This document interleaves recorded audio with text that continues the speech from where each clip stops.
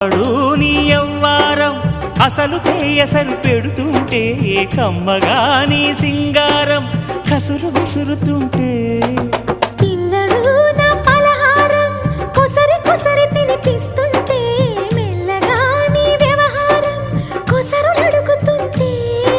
చిన్ననాడి అన్న ప్రసన అయ్యిందో కన్యదాని వన్నె ప్రసన అవ్వాలోయ్ అమ్మ చేతి గోరు ముద్ద తిన్నాను అందగాడి గోటి ముద్ర కావాలో